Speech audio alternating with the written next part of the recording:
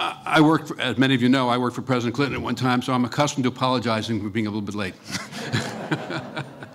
But as was true with President Clinton, we have a guest speaker of enormous substance, and we can all look forward to hearing him.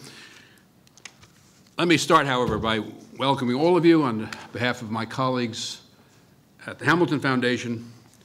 Let me say one word about our institution. We are not an institution, but we are a partnership of policy experts, former government officials, academics, business leaders, organized an advisory council. Since launching the Hamilton Project in 2006, the view at the heart of our activity has been that the objectives of economic policy should be growth, broad-based participation in the growth, and economic security. We believe that these objectives can be mutually reinforcing rather than, as so often argued, antithetical. And just to exemplify the point, widespread participation in the benefits of the economy are enormously important with respect to growth itself, by increasing demand, by providing workers with the ability to access education, healthcare, and so much else that furthers productivity, and by increasing public and political support for growth-enhancing policies. And that takes us to today's discussion. In the broadest sense, the key to expanding job opportunities, in our view, and improving wages is growth and tight labor markets. The two keys to growth, again in the broadest sense, are increasing economic demand on one side of the equation and promoting productivity and enlargement of the labor force on the other side of the equation. However, while growth is necessary, as all of you know, it is not sufficient if we're going to achieve the objective of broadly inclusive economic growth. The Hamilton Project has looked with a broad lens on both sides of the growth equation and at job creation and wage improvement more broadly. And that scope has ranged from conventional matters to the economic imperative of combating poverty and the economic imperative of reducing the sentencing harshness and improving rehabilitation and reentry with respect to our criminal justice system. In addition to large mega issues, there are numerous more specific policies that are limited in their particular or specific effect, but in their aggregate can make a very large difference. And that is the focus of today's program with three particular proposals. Let me make two brief observations before introducing our speaker. One, I think the discussion of economic policy with respect to job creation and wage improvement, both of which are massively important objectives, too often devolves into a false choice between what are treated as alternatives. In fact, we need to operate on all fronts. Clearly, we need to increase economic demand, and in my view, at least, there are ways that can be done with fiscal policy that would both increase demand now through infrastructure and the like, and also address our long-term counterproductive fiscal trajectory. And we need at the same time to move forward on education, training, collective bargaining reform, and so many other areas that would better equip and improve our workforce productivity and competitiveness. Secondly, our nation's most fundamental challenge is effective government. President Clinton used to say that all the good policymaking in the world won't matter if the politics doesn't work, because the policy will never be put into effect. With that in mind, many of the proposals that the Hamilton Project is focused on are applicable not only at the federal level, but also at the state and local level. Now, I am deeply honored to welcome our keynote speaker. He is a great public servant who has long been deeply and seriously engaged with the issues of job creation, wage stagnation, and the challenges facing middle-income and lower-income workers. He was a highly respected member of the Senate for many, many years and exemplified the qualities that we need so badly today in Congress. He had a serious, deeply committed sense of purpose and focus with respect to the policy issues that our country faces, and he had a deep commitment to governing and to working constructively to move forward on matters critical to our country. This is the second time that our speaker has appeared at a Hamilton Project event, and we are deeply grateful to him for sharing his insights, knowledge, and wisdom with us. With that, I am honored and privileged to introduce the Vice President of the United States, Joe Biden. Thank you. Mr. Secretary, thank you very much. Jared, how are you? Good to see you all. It's an honor to be invited back. Let me begin by thanking you all, the Hamilton Project. Some of the best minds in the country are part of this organization, and you're incredible value added for the nation. Before I begin, on behalf of Jill and myself and the President and the First Lady, we want to offer our condolences to the 7 Marines and 4 soldiers who were involved in a training accident in Florida last night. The President has called the Louisiana National Guard commander and the U.S. Marine Corps commanders from those units involved. And he's conveyed on behalf of the nation our deepest appreciation for the many sacrifices that our men and women in uniform and their families make to protect and defend us. And a tragedy like this cannot go unspoken to. I think we sorely underestimate the constant commitment that only 1% of all the population makes on behalf of our security. 99% of the rest of us owe them a debt of gratitude and thanks, and our hearts go out to the families of the servicemen and women involved.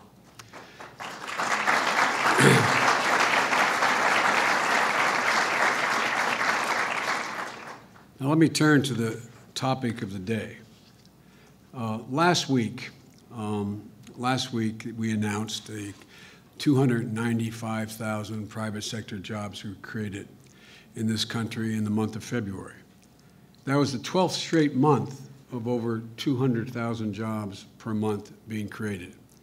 It was the 60th straight month of positive private sector job growth, now totaling over 12 million jobs. That's the longest uninterrupted period of job growth ever recorded. And more jobs were created in the United States of America over this period than all other advanced economies combined. And after years and years of unrelenting criticism, obstruction, political attacks, and denial, it's now becoming more and more clear, if you excuse me, that our economy has moved from crisis to recovery to resurgence. It's clear that the economic strategy of a middle-class economics that we put in place some 6 years ago is working, I'd respectfully suggest. And it's important for us to recognize a simple fact, because one of the biggest threats to our economy is that we veer off the course that we're on now. In our view, that would be a terrible mistake. But our Republican colleagues have made it clear that they seek to undo everything they can. And until very recently, quite frankly, not all Democrats were willing to embrace what the President and I were proud to have endorsed and done, none of it being very popular or easy at the outset. The country has made too much progress. The American people have suffered too much pain for us to walk away from what's now working. Just a few short years ago, we were staring into an economic abyss. And I remember, Mr. Secretary, you were there with us staring into that abyss. And through an awful lot of leadership from people in this room, we were able to move beyond where we were that day. Today, not only have we walked the long road back, but we've built the foundations, in my view, on which our economic future should continue to be built. And that has to be a future where the middle class is dealt back into the deal, where there's really opportunity and jobs you can raise a family on. Now, I know I'm always referred to as always focusing on the middle class. And I know in this town, being middle class is not viewed as a compliment. It means you're not sophisticated. But the truth of the matter is, the reason I constantly talk about the middle class is not just in terms of fairness and economic growth, but the middle class has provided, I would respectfully suggest, the political and social stability this country has enjoyed for well over the past 100 years. It's the rising expectation that has been able to sustain that stability. social, and political.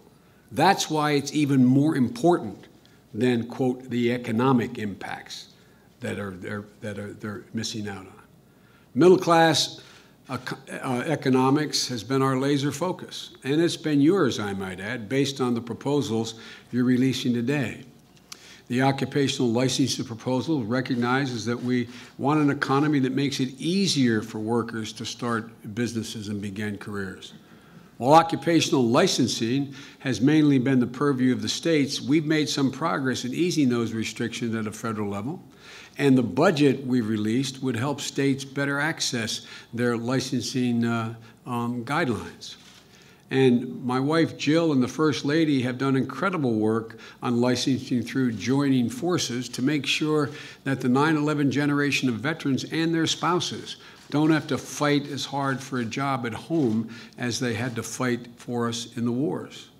The proposal on the reemployment system gets at the real problem, not just in times of recession, but for all workers struggling to find their next job.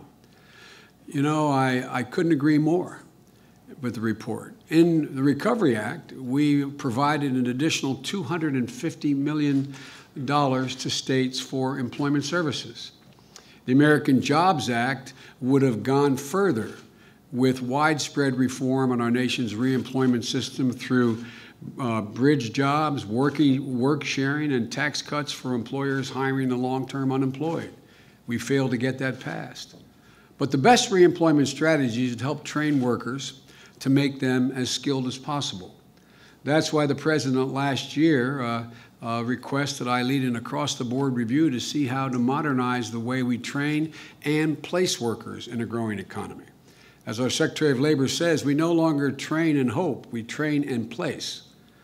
I met in the process, along with other cabinet members I brought along, hundreds of CEOs, elected officials, education and union leaders all across the country, all of whom understand that 12 years of education in the 21st century is no longer enough.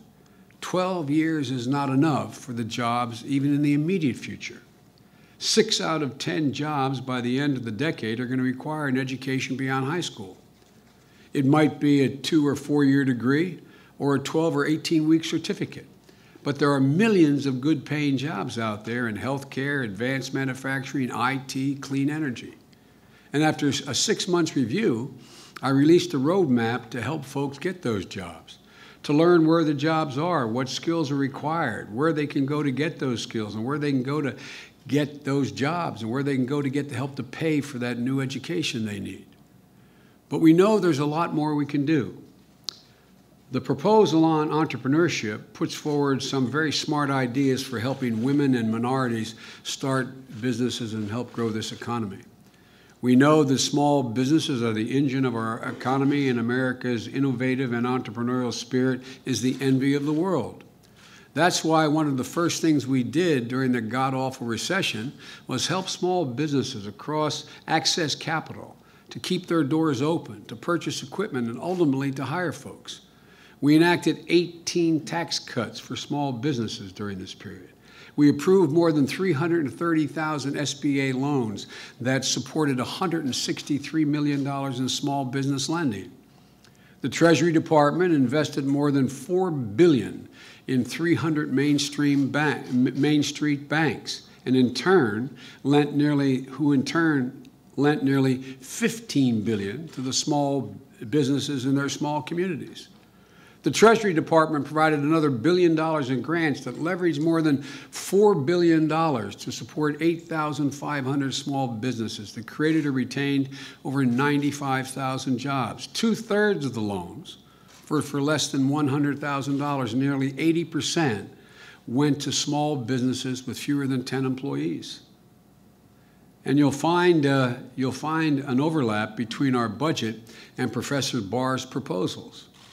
We both call for an extension of the new market tax credits. We both call on Congress to appropriate another $1.5 billion for state small business credit programs, which we expect to lead to an additional $15 billion in loans and investments to small businesses.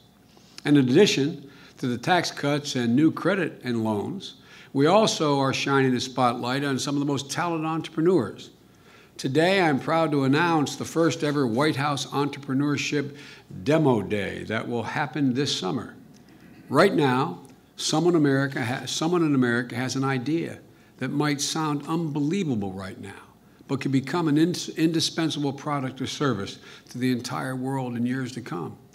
They just need an opportunity to show what they can do, and that's what the White House Demo Day will give them. It's designed to elevate inspiring entrepreneurs who represent the fullest potential, but from every community. It's not just in the East Coast and the West Coast. From every community, from every background, from every corner of this country. Folks can go to www.whitehouse.gov/demoday to apply or nominate an entrepreneur in their community to be part of this. Again, that's whitehouse.gov/demoday. We also are issuing a challenge to America's cities and states and venture capitalists, large companies, educational systems, to boost the amount of capital and resources provided to small businesses and entrepreneurs, no matter who they are or where they live. We just had a meeting of some of those very people this past week. These are important proposals and steps, but I'd like to put them in a larger context and identify where we go from here. Consider that when I placed my hand on the Bible on January 20th, 2009, as I raised my hand, we had already that month lost 700,000 jobs by then. By month's end, we ended up losing a total of 800,000 jobs. And by the end of the Great Recession, the economy was down 9 million jobs. The Recovery Act was the cornerstone of our efforts to fight off depression and lay the foundation for recovery, opposed by and ridiculed by our opponents and even some of our supporters.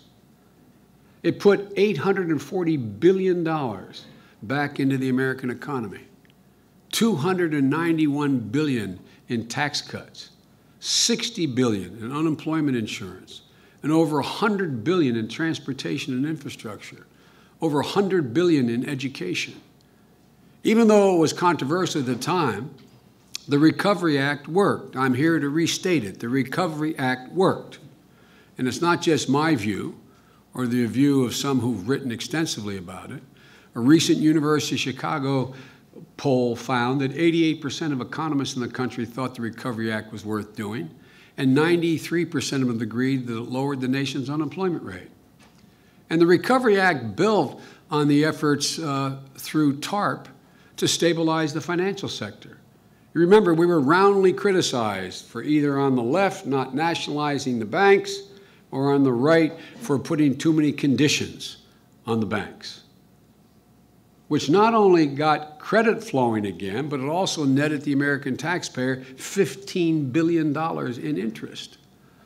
We enacted Dodd-Frank, equally as uncontroversial, to shore up the financial system, and too big to fail, and give the American people, and I come from the corporate state of America, Delaware, corporate America, confidence in Wall Street, confidence that the financial system was more transparent, confident that the system was no longer rigged against them. We provided bridge loans to auto companies to save an iconic American industry, saving 1.5 million jobs and helping stamp Made in America on the best-selling cars in the world today and generating another 500,000 jobs in manufacturing.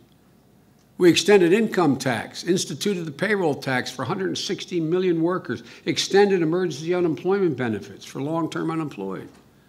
But the challenge we now face is ensuring that Americans have opportunities to improve their circumstances in an economy where hard work can actually pay off, where responsibility is actually rewarded, where everyone has a fair shot.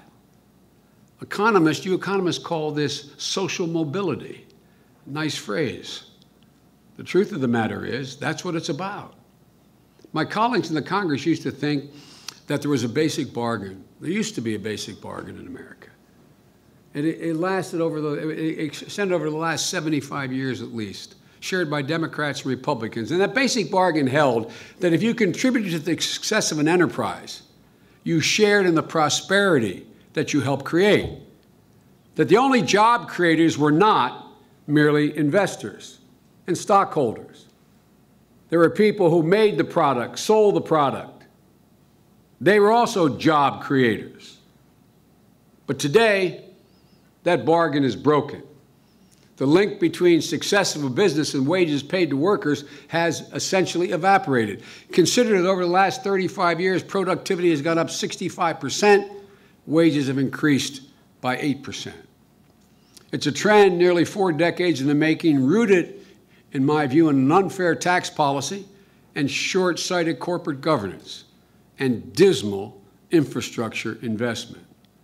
First off, for too long, our tax code has stacked the deck against American workers. We're in the midst of a long-run decline in the progressivity of our tax code, and with those at the very top paying less and less and less. The President and I have fought against the Republican wave of opposition to tax increases and the wealthiest earners. You may recall I got called up. I always get called to the Congress when there's a crisis.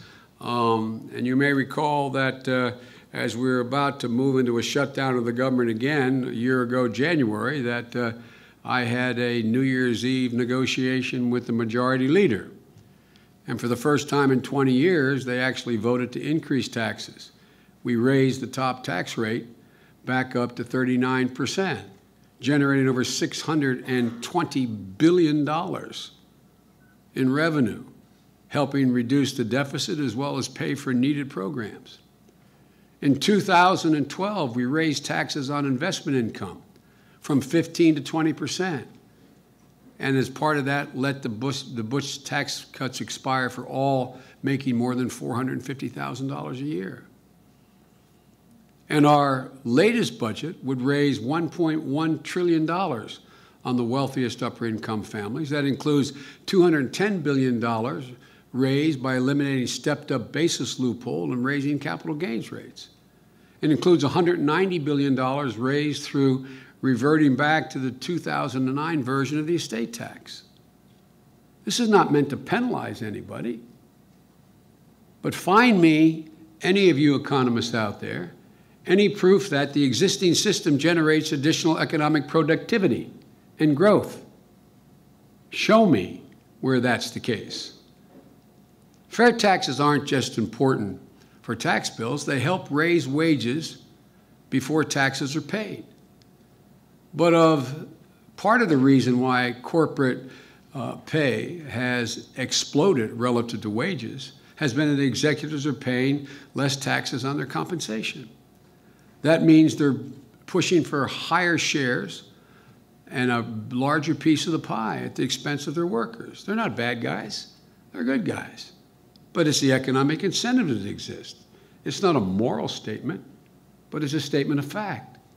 Put simply, by economist Emmanuel Saez and Thomas Pinckney in the Top Economic Journal, quote, when top tax rates fell, high earners started bargaining more aggressively to increase their compensation.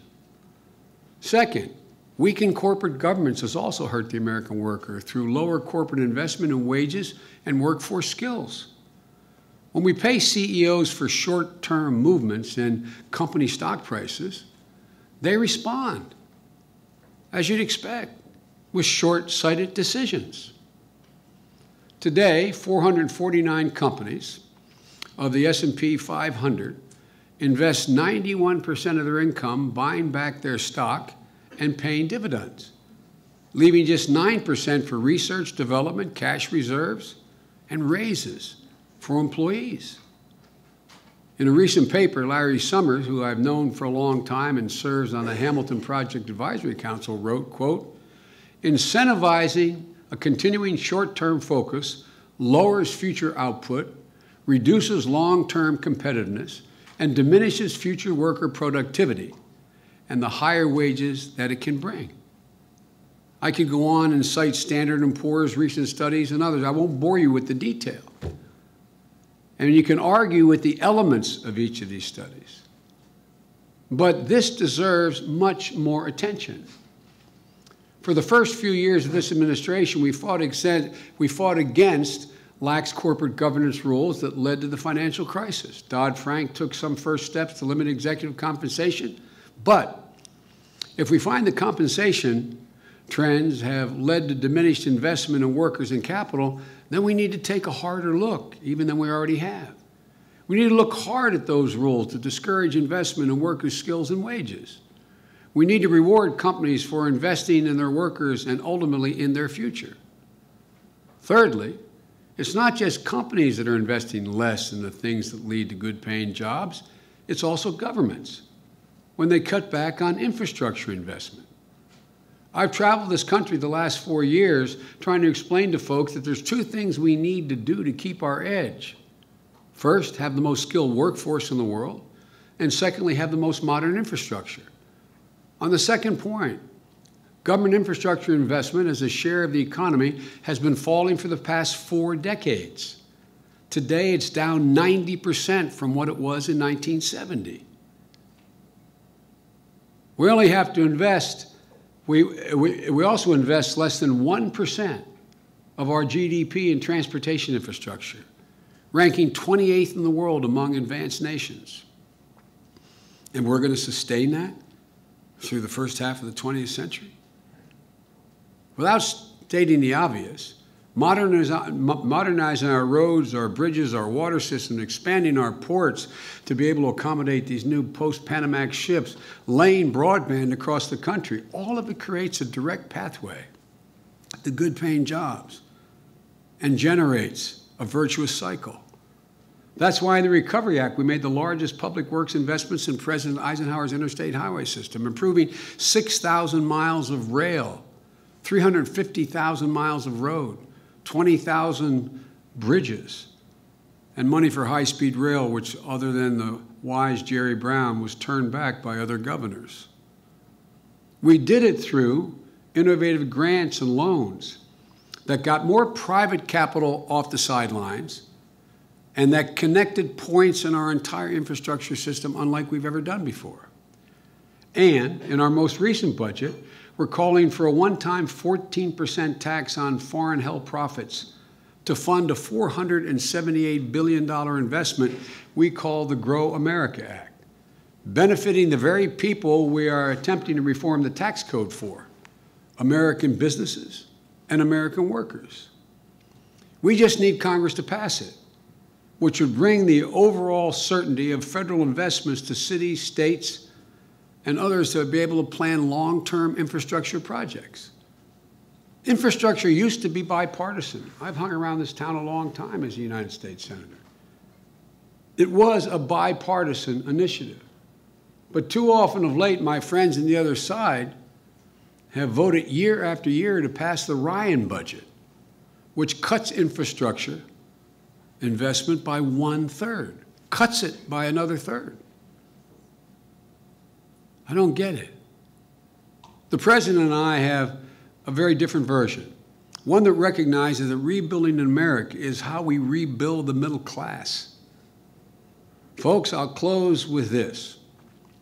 Our labor market and our entire economy is at a critical point. To make sure everyone is a part of this economic resurgence, we need to get back to basics of blocking and tackling, a fair tax code, a bargain between employers and employees, a skilled workforce, a modern 21st century infrastructure. We're better positioned than any other nation in the world to succeed. We're the epicenter of energy in North America and will be for the remainder of the first half of this century at least. We have the most agile venture capitalists in the world. We're in a situation where our workers are 3 times as productive as they are in China. We're in a position where we have the greatest research university. I think I may have mentioned that already. But the point is, we are really well positioned. But we need to do something else. We need to get back to the fundamental principle at the core of our nation. And this is going to sound corny. We are one America. We've always prospered when we've acted as one America. When I say that to people, they think I'm talking about the need to heal the partisan divisions that are tearing this country apart, something that Secretary Rubin and I talked about for a moment backstage. That's true. We do have to do that. We need to take the poison out of the politics. Or they think I'm talking about the commitment to equal rights and civil rights and human rights. That's also true. Those battles must always be fought. But I'm also talking about something else. I'm talking about fairness and opportunity. I'm talking about an economic promise of this nation. I'm talking about an economy that works for everybody. Works for everybody. We can't continue on the path where so few people get such a disproportionate share of the rewards in the economy. It's neither healthy nor sustainable, nor, as Standard & Poor's points out in the IMF, nor will it grow the economy long term.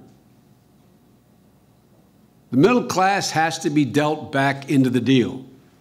We need to reestablish the bargain that says if you work hard and contribute to the success of an enterprise, you get to share in the rewards produced as a consequence of that. I've long said that this nation works best when it works for the middle class, because when the middle class does well, the wealthy do very well, and the poor have a ladder up. I'm not one of those folks who begrudges wealthy folks for their success. I applaud it. We need millionaires and multimillionaires and billionaires. I celebrate their success. But we will not succeed for long if the middle class continues to shrink. We will not succeed for long when the gap between those at the very top and everyone else is a chasm, not a gap. Our economic power and our economic success is based on everyone having a fair shot to fulfill his or her potential. So for me, One America means we're all in on the deal. It means the middle class gets a chance to succeed too. And by the way, some of you may think this, I'm engaging in hyperbole. Go back in your old neighborhoods where you grew up. Go back and talk to your contemporaries who either have children or grandchildren. Ask them how they view the circumstance they find themselves in. Ask them whether they're able to, like we were and our parents were able to say, look at their children and say, honey, it's going to be okay, and mean it. Ask them. Ask them. I believe every generation of America has wanted the same thing. Just a chance, man. Just a chance. No guarantees. Just something resembling a fair chance, a fair shot. Ladies and gentlemen, the history of the journey of this country has proven again and again, when we give the American people a fair shot, they'll never let us down.